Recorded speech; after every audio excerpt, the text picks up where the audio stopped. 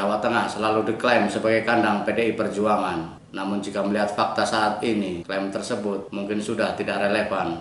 Meski demikian, pasangan Prabowo Subianto, Sandiaga Salahuddin Uno masih tetap akan kesulitan untuk mengalahkan petahana Joko Widodo Ma'ruf Amin, kecuali mampu merebut 3 wilayah eks-karisidenan di bagian barat Jawa Tengah.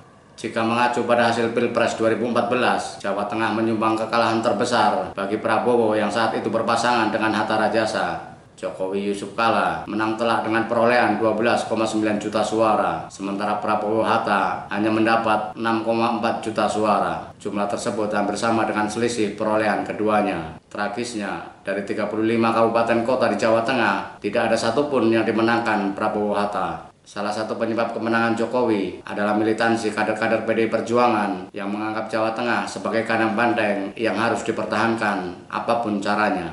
Tidak mengherankan, sejak pemilu 1999 hingga 2014, PDI selalu tampil sebagai pemenang di Jawa Tengah. Namun demikian, ada 3 catatan yang bisa dijadikan penyemangat kubu Prabowo Sandi untuk menaklukkan Jawa Tengah.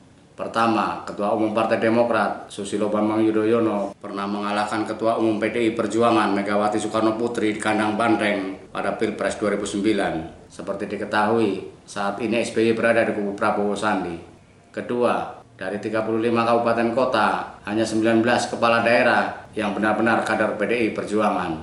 Ketiga, perolehan pasangan Sudirman Said Ida Fauziah di Pilgub Jawa Tengah 2018. Meski kalah dari pasangan yang diusung PDIP, Ganjar Pranowo Tat Yassin, namun selisihnya cukup tipis, yakni 58,79% berbanding 41,21%. Perolehan suara Sudirman Ida yang diusung Gerindra naik hampir 10% dibanding perolehan suara Prabowo Hatta dan jauh di atas hasil survei-survei yang digelar sebelum hari pencoblosan. Dari gambaran di atas, memang sulit, bahkan nyaris mustahil Prabowo mengalahkan Jokowi di Jawa Tengah. Namun demikian, Prabowo dapat meminimalisir selisih perolehan suaranya, salah satunya dengan memaksimalkan potensi suara pemilih pemula dan kelompok milenial yang terbebas dari romantisme kebesaran PDIP di Jawa Tengah.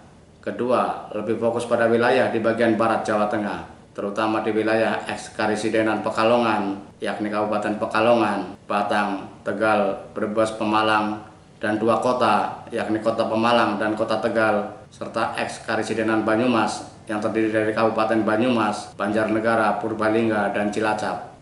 Prabowo juga masih bisa berharap dari sebagian wilayah eks-karisidenan Kedu, yakni dari Kabupaten Kebumen, Wonosobo, dan Purworejo. Secara kultur, 14 kabupaten kota tersebut memiliki kesamaan bahasa, yakni bahasa Ngapak. Meski untuk wilayah Purworejo, Wonosobo, dan Pekalongan sudah tidak kentara karena lebih dekat dengan bahasa Jawa dialek Solo. Ketiga, dari wilayah ini lahir jenderal-jenderal yang cukup dikenal seperti Jenderal Sudirman, Gatot Subroto, Susilo Sudarman, Gatot Nurmantio, dan lain-lain. Bisa dipastikan di wilayah ini banyak bermukim keluarga tentara, sehingga Prabowo yang mantan Danjen Kopassus dan banyak mendapat dukungan dari purnawirawan TNI tentu akan lebih leluasa bergerak.